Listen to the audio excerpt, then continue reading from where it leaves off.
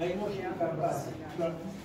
Stimați oaspeți, ne bucurăm că ați decis să ne fiți alături la vernisajul expoziției Vară, Mare, Soare, expoziție susținută de maestrul Victor Lucian Costachescu. Domnul Costachescu este pentru a doua oară pe simezele muzeului nostru. După cum știți, anul trecut am mai avut o expoziție, la sfârșitul anului trecut, în noiembrie-decembrie, intitulată Pe mare și pe uscat.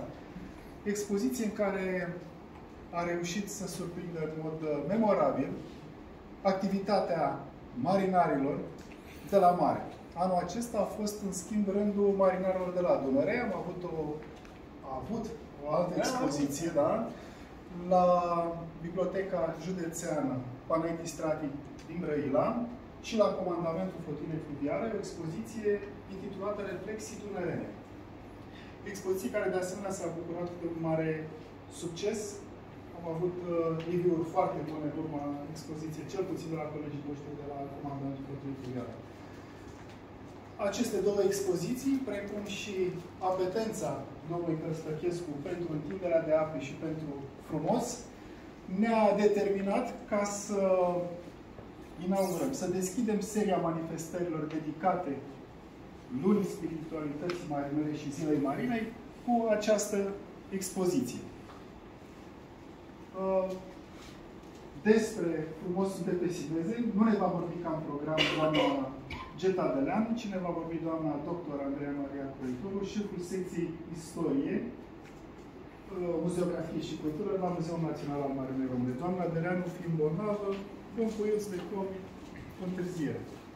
Da, ne pare rău și nouă, pentru că doamna este prietena noastră și categoric și a domnului Victor Costachescu. Am avut privilegiul de a citi prima, sau poate a doua, cronica de artă întocmită de domnia sa. Sunt cuvinte emoționante și, dacă îmi permiteți, v-aș sugera ca în timp ce le dau citire să admirați expoziția, pentru că ele sunt exact ca muzica, cea mai potrivită muzică în care sunt transpuse picturile domnului Costachescu.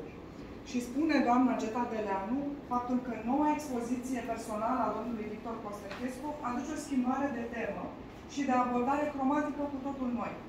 Expoziția Vară, Mare, Soare, găzduită de Muzeul Național al Marinei Române, cuprinde lucrări foarte frumoase în care lumina este personajul principal al creației, iar sclipirile razelor soarelui constituie centrul de interes al fiecărei lucrări. Teme citadine, reprezentând străduțe încărcate cu flori în plină vară, colțuri de clădiri sau interioare calme și liniștite, răsărituri de soare sau bărci la țărm de apă, toate aceste crânpeie de viață tignită formează și descriu subiecte pe care artistul le pictează în culori foarte vii, strălucitoare, cu contururi ferme sau într-o picturalitate aparte.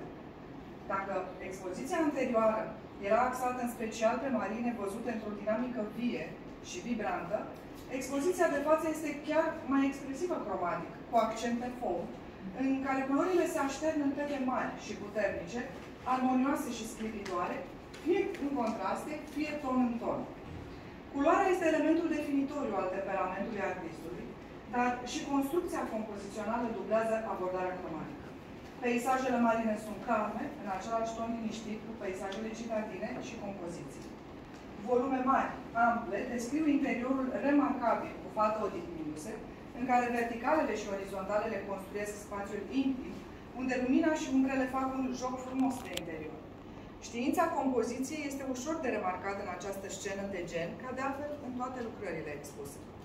Personajele feminine sunt pictate cu delicatețe, discreție și grație, conturând o viziune artistică personală formată la Școala Pictorilor Români Importanți. Expoziția de față este, prin expresivitate și creativitate, în întregul ei, o reușită în plan profesional și uman al artistului și invită privitorul la meditație, bucurie și contemplare. Geta Deleanu, 11 iulie 2023. Pentru a da cezarul ceea cezarul, da, o să vă rugăm să ne introduceți. Da, vă mulțumesc din suflet că ați venit din nou să ne uităm la ultimele mele creații. Cele mai proaspete creații. Dar nu ultimele, cele mai proaspete. După cum veți vedea, toate sunt semnate 23 vorbeam cu Cătălin, cu tot chiar așa ca 23. Dar le-am făcut pe cadre mai mari, 100 cu 80 de centimetri, tocmai pentru a putea să exprim mai profund, mai puternic ideile care mi-au venit în momentul în care m-am apucat să le pictez. Sunt diverse momente pe care le-am trăit în țară, în afara țării, de exemplu Buganvilia, toată lumea știe, o plantă fantastic de frumoasă care trăiește într-un spațiu foarte mic, foarte expresivă, apă foarte multă, soare. Este pur și simplu o descătușare și foarte bine, pentru că suntem în mijlocul verii și e foarte bine potrivită perioada de expunere. Ale și noi să începem cu expoziția noastră. Vă mulțumesc din suflet că am posibilitatea. Da. Și o să continui, să vedem ce ne vom transforma în ce registru. Da. Deocamdată sunt sănătos și asta se vede și dacă o să schimb registrul, atunci să vă dați seama. Da. Și sper ca toată lumea să fie la fel de sănătoasă și voiasă și să ne bucurăm cu toți zilele de asta. Partea aia cu fetele, cum a spus domnul comandant Rocar, doamna directorul, am făcut parte din expoziția de la Brăila, dar am afișat-o și pe ea pentru că dau o notă de dinamism și de... Avem voie și noi să ne bucurăm, nu numai de Exact, sigur că da. Acolo spune că Brăila sunt fetele cele mai frumoase. Nu cred. Peste tot sunt fete frumoase, așa că... Așa. Cine apreciază? Exact ce spuneați, cam pe zi. Da. Ce pictezi, nu? Normal. Nu pictezi.